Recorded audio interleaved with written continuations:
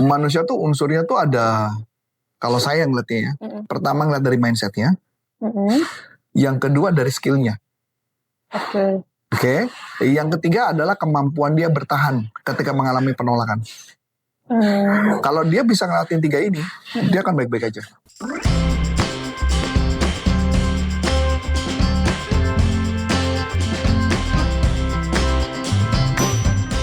Balik lagi di Curhat Sales. Kali ini kita akan bahas salah satu pertanyaan yang ada di kolom komentar YouTube kita. Kalau misalnya teman-teman ada juga pertanyaan seputar selling, langsung aja tulis di kolom komentar ya. Oke Coach, ini tuh ada pertanyaan dari akun Yobiap. Pertanyaannya, apakah sales yang menggunakan Neuro-Linguistic Programming itu efektif, Coach? Ini pertanyaannya gampang sederhana jawabannya. Ya, jadi kalau ditanya ke saya apakah efektif, saya jawab efektif. Jadi gini, mungkin biar agak saya jawabnya gini. Neuro-linguistic programming adalah sebuah ilmu yang menggunakan pendekatan-pendekatan psikologi untuk mengubah seseorang atau mengamati memodel seseorang. Jadi misalkan contoh, ada seorang pemain sepak bola yang jago. Nah, gimana caranya supaya saya bisa sama jagonya seperti dia? Maka NLP bisa membuat Anda menjadi seperti orang itu. Oke, tapi tetap ada yang dibuat berbeda gitu nggak sih, Coach? Dibuat berbeda tergantung dari nanti ada modifikasinya. Oh, oke. Jadi misalkan contoh, saya kasih contoh lah ya. Kita tahu nih, kalau orang di Kenya, nah ini kenapa saya mendadak ngomong Kenya, ini gara-gara kemarin ada lomba maraton, orang Kenya, BTN, kalau nggak salah Bang BTN atau BTPN, atau BTN kayaknya, mengadakan lomba maraton. Orang Kenya. Jadi ada orang Kenya, ada orang Indonesia dan sebagainya. Itu tahu nggak? Itu pelari Kenya, itu kayaknya lebih dari 5 orang apa tuh 10 orang. Itu larinya paling cepat semua tuh. Itu udah pada ninggalin orang-orang tuh. Dia cepet banget tuh lari. Sampai dibikin konten TikTok sampai bilang, Bang, nyerah bang. Gitu. Bisa bayangin kan. Itu berapa cepetnya larinya. Nah, pertanyaannya, bisa nggak saya memodel orang Kenya? Bisa.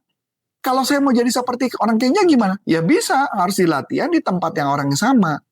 Cuman yang jadi masalah, orang Kenya mungkin waktu dari masa kecil dia udah larinya sekencang itu. Udah latihan. Nah, kita udah keburu tua tuh. Nah, maka adalah pertanyaannya adalah kalau saya mau seperti itu, apa yang harus saya lakukan? Berarti yang harus saya lakukan adalah ya berlatihnya mungkin 2 kali lebih keras dibandingkan lakukan orang Kenya, mungkin pakai teknologi. Supaya saya bisa seperti itu. Gitu loh maksudnya. Kalau dibilang apakah 100% akan sama seperti orang Kenya? Enggak, karena struktur tubuhnya aja udah beda, tinggi badannya beda, keturunan generasinya aja beda, udah pasti hasilnya beda.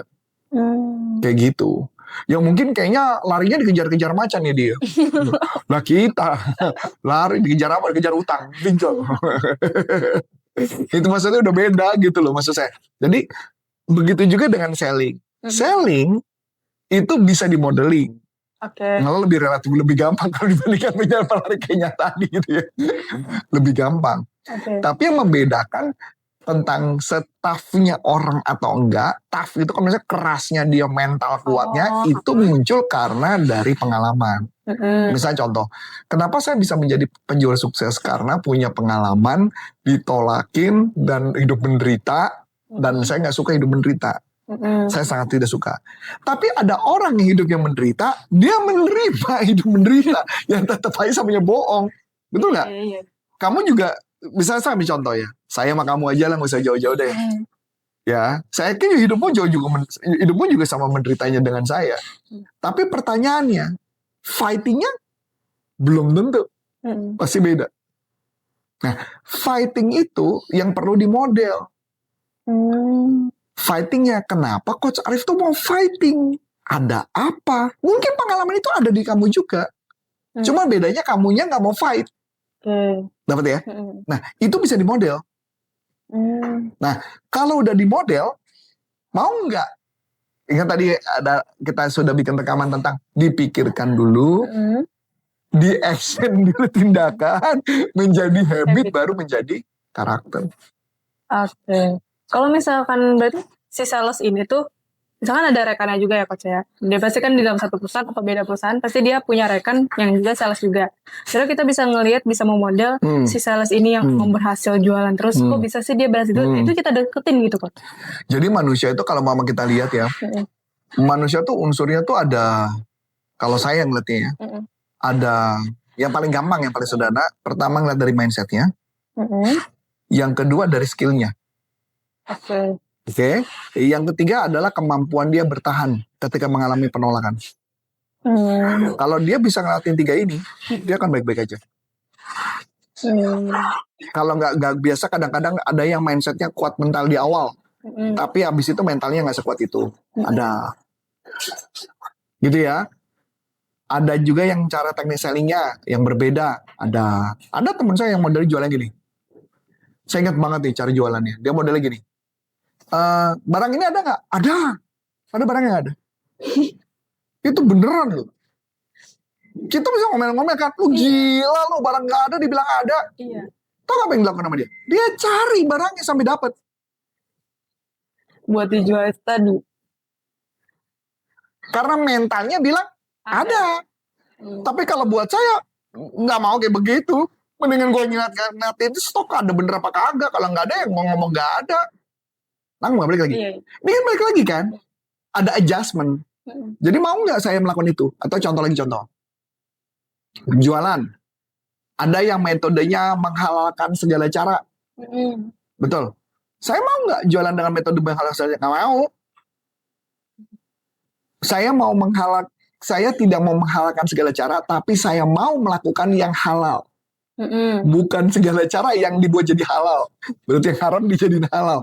Itu balik lagi kan mental. Iya. Jadi semua teknik selling bisa jadi efektif kalau kamu ngerti caranya. Tapi kita lihat dulu, ini orang cocok nggak sama gue? Gue mau kayak dia, tapi karakternya kayaknya cocok sama gue. Kalau karakternya tidak cocok sama kita, lebih baik saran saya tidak. Tindakan dia sesuai apa enggak? Kayak gitu. Itu penting buat saya. Kalau misalkan kita ngelihat apakah cocok atau enggak karakternya, itu apakah kita amati aja atau kita deketin, kita tanya-tanya gitu? Iya, betul. Kita tanya-tanyain kepada mereka. Jadi kalau di dalam NLP ini ceritanya panjang sih ya, kalau mama dilakukan di bedah gitu ya. Jadi kalau saya akan nanya dulu kepada mereka, ketika memprospek, apa yang kamu pikirkan sebelumnya? Apa yang kamu pikirkan sebelumnya ketika sebelum memprospek? Dapat ya? Ini sama kayak gini, contoh yang gampang. Saya ada latihan beban yang saya nggak suka banget. Nggak suka tuh artinya berat banget rasanya buat saya. Lucunya, saya paksa. Gimana supaya saya kuat? Caranya apa? Saya program. Jadi ketika saya latihan, begitu udah mulai angka 7, 8, udah mulai problem, itu saya ngomong tuh dalam hati. Jadi kayak saya memotivasi diri saya. Nah, itu juga sama dengan seorang sales. Seorang sales ketika jualan, ketika gagal, saya perlu tahu apa yang dipikirkan dia ketika sebelum dia prospek. Misalnya gue ketemu customer.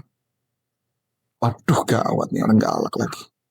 Gue mau ngomong apa sama dia? Nah, itu kan mindset. Iya. Atau gimana? Jadi kita perlu tanya secara detail. Kemudian bagaimana kalau dia dapat pesan? Enggak ya mas? Enggak ya? Saya merespon apa? Nah, itu mindset dulu. Teknik skill mah gampang. Yang susah adalah mindsetnya. Oh, oke. Mindset dalam arti ngerespon pada saat mengalaminya. Nah, saya ambil contoh. Saya kasih contoh nih gampang. Ini teknik gampangnya. Ini kenyataan kamu ya. Ini jangan ini bukan settingan ya. Ini bener kamu nih. Contoh nih. Ada customer bilang, enggak mbak, kemahalan. Apa respon kamu? Yang bener-bener kamu kayak gimana? Kalau misalkan boleh tahu standar mahalnya itu dari ibu seperti apa? Oke. Teknik itu boleh, tapi saya tidak setuju. Oke. Saya pakai tekniknya adalah teknik yang gampang sederhana ya. Feel, felt, found. Feel, felt, found. Feel berarti saya bisa merasakan perasaan Anda. Ya. Felt saya menemukan. Felt saya merasakan. Saya dulu pernah merasakan sama. Sampai saya menemukan. Jadi artinya ketika dia ngomong, Harganya mahal. Wah, terima kasih Anda sudah terbuka kepada saya. Phil, makasih ya Anda sudah terbuka dengan saya. Terima kasih udah diberitahukan. Gitu ya. Banyak customer saya juga dulu ngerasa gitu sih. Bilang harganya mahal. Sampai kami menemukan ketika mereka cari tahu lebih dalam, kami kasih tahu apa benefitnya, ternyata ngebantu penjualannya sangat tinggi. Membantu omsetnya bisa sangat tinggi. Ya, dengan cara metode kami yang kami berikan. Gitu kan. Oh iya, bisa. Baru kita lanjut lagi. Solusinya apa? Oh, oke. Berarti feel yang dari di awal tadi. Saya merasakan perasaan dia. Terus kalau misalkan yang felt phone-nya itu di sisi mananya, Coach? Ya tadi, felt itu customer saya dulu juga punya perasaan yang sama. Oh, jadi mengkonekkan customer-customer sebelumnya yang pernah kayak si customer ini tadi. Nah, di phone-nya ini berarti akhirnya setelah mereka bekerja sama dengan kami, mereka omsetnya naik sekian persen. Boleh saya tunjukkan datanya? Nah, kayak gitu. Oh, oke. Paham nggak? Itulah yang found, itulah salah satunya testimoni. Kenapa saya minta kamu kumpulin testimoni? Itulah konteks si found-nya. Oh, jadi dari testimoni customer sebelumnya itu bisa digunakan sebagai kita dalam mengatasi keberatan tersebut. Betul. Memang saya temukan kemarin apa tadi pagi saya temukan ada satu trainer ya. Trainer ini terkenal, tapi bukan trainer sales. Dia trainer motivator. Ini teman saya sih. Dia ngomong gini, ketika jualan, ketika ditolak, misalkan contoh ya, harganya mahal, kamu ngomong. Harganya mahal. Mahal dibanding apa? Itu dipakai sama dia. Saya nggak setuju tuh. Saya pribadi nggak setuju. Memang di teknik NLP ada teknik pertanyaan adalah mahal dibanding apa. Sekarang saya mau tanya, kalau saya tanya mahal dibanding apa, kamu akan jawab apa? Jangan dibanding apa-apa. Terus saya harus ngapain? Iya, udah kayak bingung. Itu maksudnya. Bukankah lu juga yang ngerasanya kayak gue jebak gitu? Kayak misalnya coba lagi. Harganya mahal. Harganya mahal. Oh mahal ya Bu ya? Mahal dibanding apa Bu? Coba kamu ngomong. Nggak dibanding apa-apa sih. Nggak tahu sih, kayak sama aja. Nah gitu ya. Pokoknya mahal aja buat saya. Oh gitu. Nah pertanyaan. Ketika dibilang mahal dibanding apa yang kamu rasakan? Jujur. Ketika saya ngomong, mahal dibanding apa Bu? Kayak bingung. Iya. Kemudian apa yang kamu rasakan? Merasa nggak kayak misalnya mahal dibanding apa? Ya sebenarnya nggak ada apa-apa. Dan artinya bahwa saya meremehkan dia. Saya lebih baik metodenya nggak gitu. Coba misalnya bilang lagi.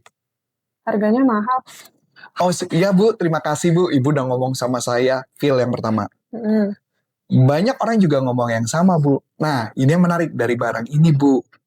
Barang ini bisa bla bla bla bla bla bla bla bla bla. Bukankah ibu mau cari tas ini untuk apa Bu? Nanti digunakan. Cocok tuh Bu. Paham nggak? Feel, felt, found. Oke. Ini contoh. Ini contoh ya, ini contoh nyata. Istri saya baru beli tas. Oke. Menurut saya nggak make sense tuh tas. Tapi dia beli.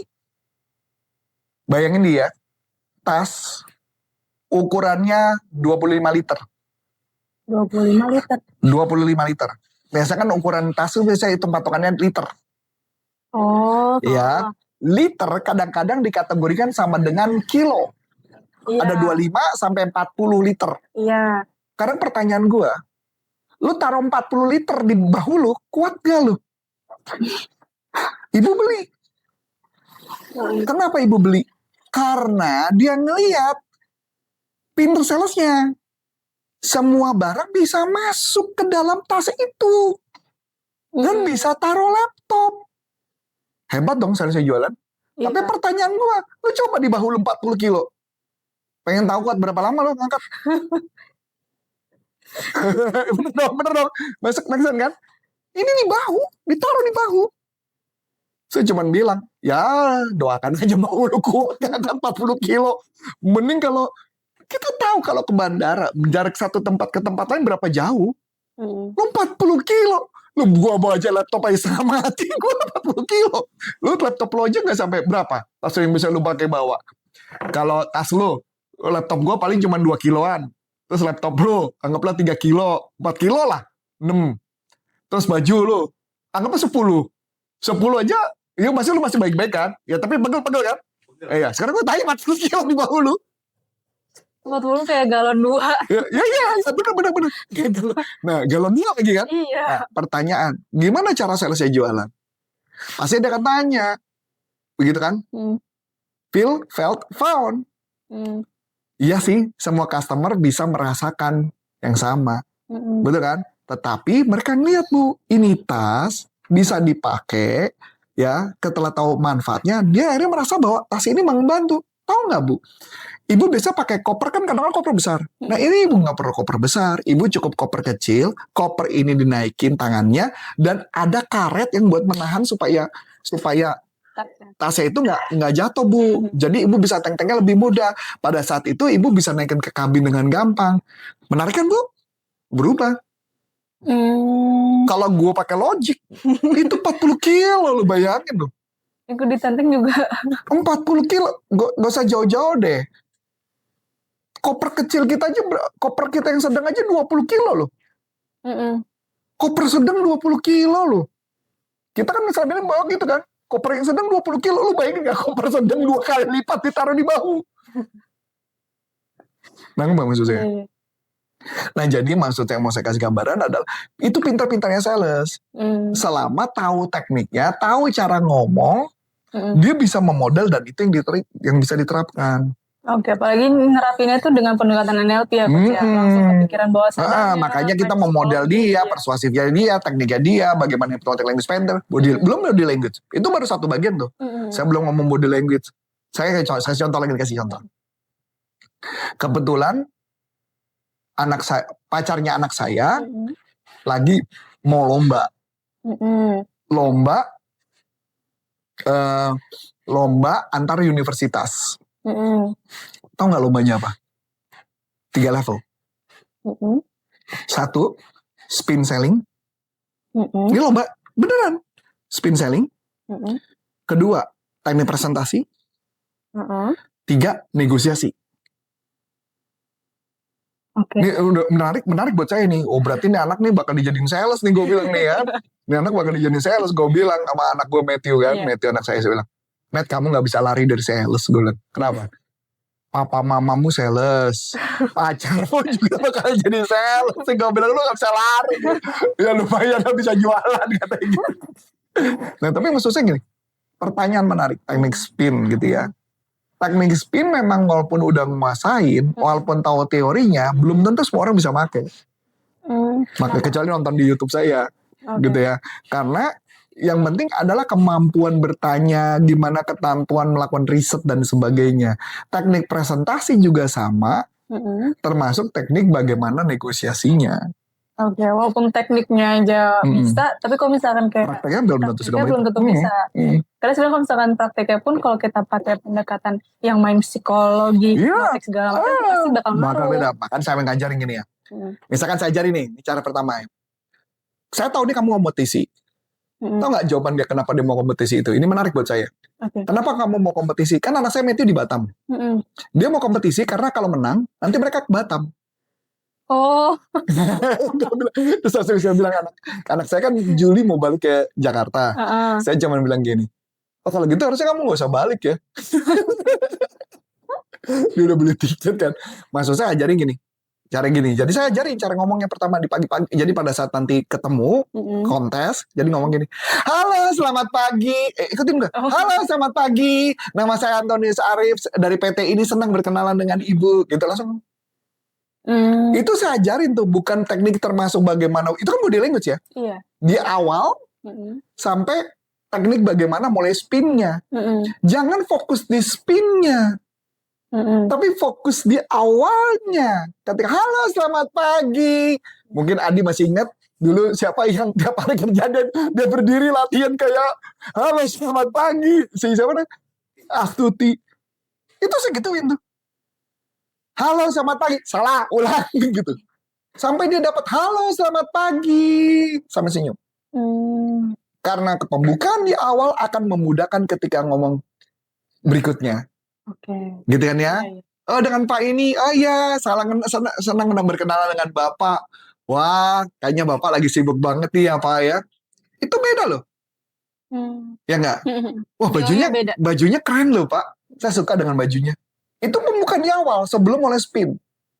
Jangan fokus di spinnya, spin mah gampang. Oke. Ya, jadi artinya itu perlu diketahui juga mindsetnya. Gimana cara ngelakuinnya. Kalau Anda nanya ke saya, apa yang saya lakukan? Pada dasarnya saya tuh nggak suka, saya tuh nggak suka basa-basi. Ya, pada dasarnya saya nggak suka basa-basi. Setiap saya jualan, saya nggak pernah lebih dari 30 menit. Udah pasti kebiasaan kan? Tapi pertanyaan menarik, gimana caranya saya dalam waktu singkat ngomong cepat, proses dapat langsung hasil? Karena saya basa-basinya cepat banget. Saya nggak senang tuh. Kalau istri saya tuh senang tuh, bisa ngobrol bisa 1-2 jam itu, bisa tuh. Kalau saya nggak bisa. Saya cuma waktu 30 menit, harus bisa closing. Gimana caranya? Nah, itu yang saya kaliin. Halo, selamat pagi, iya ngobrol, gila. Langsung spin, pelan-pelan, masuk. Nah, itu ritme. Makanya kalau ketika ada orang mengatakan, oh saya nggak bisa tuh, oh saya harganya mahal gitu. Feel, felt, found. Feel, felt, found. Oh saya bisa merasakannya sih, dan banyak customer saya juga merasakan yang sama sih. Tetapi setelah mereka menemukan, nah found. Itu gampang banget, jualan gampang banget. Maka teknik NLP, kita bisa mengemas, melihat apa yang dilakukan orang, dan kita bisa tiru, dan kita bisa lakukan yang sama. Belum hypnotic language pattern, teknik gestur tangannya, belum lagi body language-nya, bagaimana cerianya. Kayak tadi lu ngerasain pada saat saya salaman sama kamu. Emang kamu lihat karakter saya aslinya gitu? Enggak kan? Saya kayak bunglon kan kalau jualan. Berubah kan? Jadi ceria dan sebagainya. Aslinya enggak. Karena pada dasarnya itulah yang harus diterapkan ketika jualan. Wah, menarik banget ya teman-teman. Itulah kenapa pendekatan NLP sangat banget efektif ketika teman-teman tuh jualan produk, mau harganya murah, mau harganya mahal, pasti bisa closing dengan pendekatan NLP. Banyak banget teknik yang bakal diajarin kalau misalkan belajar NLP. Ya sedikit-sedikit aja bisa belajar di YouTube-nya Coach Arif. Kalau misalkan teman-teman penasaran nih, mau langsung ikut kelasnya Coach Arif, tulis aja di kolom komentar atau hubungi kontak yang ada di deskripsi ya. Mungkin cukup sekian dari aku, Aulia. Dan saya Coach Antoni, saya mengucapkan terima kasih, sukses buat Anda, sampai jumpa, salam performance. Bye-bye.